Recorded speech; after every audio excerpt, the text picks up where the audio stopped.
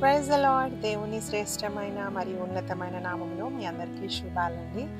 మనుషులు ఈ లోకంలో ఎవరినైనా అంచనా వేసినప్పుడు, ఎవరినైనా వీళ్ళు మంచివాళ్ళు, చెడ్డవాళ్ళు అని పిలవాలని అనుకున్నప్పుడు, వారు చేసిన మంచి పనులన్నీ జ్ఞాపకం చేసుకుంటూ, ఆ వ్యక్తి చాలా మంచోడని ట్యాగ్ ఇస్తా ఉంటారు. ఒకవేళ పాస్ట్‌లో వాళ్ళు చెడ్డ పనులు చేస్తుంటే, ఇతరులను గాయపరిచి ఉంటే, ఇతరులకు హాని చేసుంటే, అట్టి వారిని వీళ్ళు మంచివాళ్ళు కాదని ట్యాగ్ ఇస్తా ఉంటారు కదండీ! అంటే మనము పూర్వము ఎలా ఉన్నామో, ఎలా జరిగించామో దాన్ని బట్టే ప్రెజెంట్ మనకు రెస్పెక్ట్, లవ్ అనేది దొరుకుతా ఉంటది. సో, ప్రియ సహోదరి, సహోదరుడా, కానీ దేవుడు ఆ విధంగా కాదండి. దేవుడు నువ్వు పూర్వం ఎంత సంపాదించావు, ఎంత మంచి పేరు సంపాదించావు, ఎన్ని మంచి కార్యాలు చేశావు, ఎన్ని ఘన కార్యాలు చేశావు, దాన ధర్మాలు చేశావు, ఇవన్నీ దేవుడు చూడడండి. ఆయన ఈరోజు నువ్వు ఎలా ఉన్నావో అది చూస్తా ఉన్నాడు. హల్లెలూయా! పాస్ట్‌నే తలంచుకుంటూ బ్రతికేయమని వాక్యం చెప్పట్లేదు. ప్రజెంట్ నువ్వు ఎలా ఉన్నావనేది ప్రభువు చూస్తా ఉన్నాడు.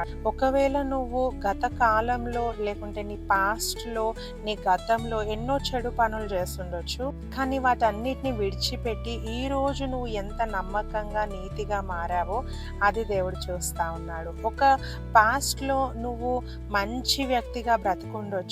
కానీ ఈరోజు నువ్వు ఒక తప్పిదములో ఇరుక్కోవడము, ఒక బ్యాడ్ నేమ్ తెచ్చుకోవడము, ఈరోజు నువ్వు ఎలా ఉన్నావో ప్రభువు చూస్తా ఉన్నాడండి.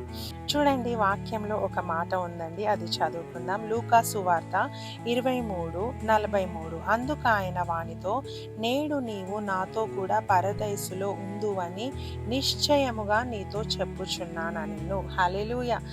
ఇక్కడ సిలువ మీద వేలాడబడి ఉన్న యేసయ్య ప్రక్కన ఉన్న ఒక దొంగను మనం చూస్తా ఉన్నామండి. ఈ దొంగ జీవితకాలం అంతా కూడా ఒక ఖైదీలా ఉన్నాడు. జీవితకాలం అంతా కూడా ఇతరులను హాని చేశాడు, తప్పు చేశాడు. ఎన్నో భయంకరమైన నేరాలు, ఎన్నో భయంకరమైన పాపాలు ఆయన చేశాడండి. కానీ ప్రభు ఏం చూస్తా ఉన్నాడండి? ఏ రోజైతే ఆయన మరణిస్తా ఉన్నాడో ఆ రోజు ఎలా ఉన్నాడో దేవుడు చూస్తా ఉన్నాడు. హల్లెలూయా! ఆ రోజు ఆ దొంగ అన్న మాట ఏంటో తెలుసా?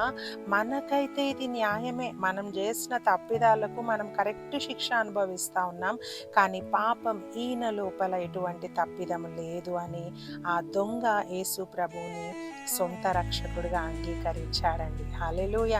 అండ్ ప్రభు అంటా ఉన్నాడు, ఈరోజు నువ్వు నాతో కూడా పరదైసులో ఉంటావు. హల్లెలూయా! చూడండి, ఎందుకు దేవుడు ఈ మాట అన్నాడంటే, ఇన్ని రోజులు ఎన్ని తప్పిదములతో నువ్వు బ్రతికావనేది ఇంపార్టెంట్ కాదు.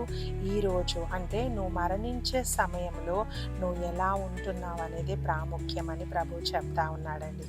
సో, మనకు తెలీదు మన మరణం ఎప్పుడు వస్తుందో, మనకు తెలీదు ఎప్పుడు మనం ఈ జీవితాన్ని ముగించబోతా ఉన్నామో.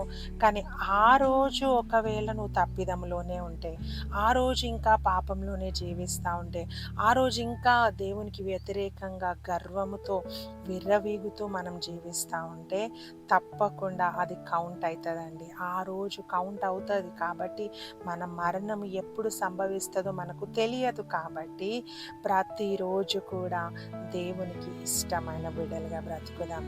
ప్రతిరోజు కూడా నిరపరాధులుగా, ప్రతిరోజు కూడా నిష్కలంకులుగా, నిరపరాధులుగా, నిర్దోషమైన చేతులతో దేవుని ఆరాధన చేద్దాము. ఏ క్షణము మనం మరణించినా మనం నిత్య జీవం పొందుకోవాలని దేవుడు కోరుకుంటా ఉన్నాడు. సో, ఎప్పుడో జరిగిన వాటి గురించి ఆలోచిస్తూ బ్రతకకండి. ఈరోజు మనం దేవునికి సిద్ధపడి ఉన్నామా, ఈ క్షణము మనము దేవునికి ఇష్టంగా ఉన్నామా లేదా అనేది మాత్రమే చాలా ప్రాముఖ్యమైనది. కాబట్టి వాటి గురించి మనం ఆలోచన చేద్దాము.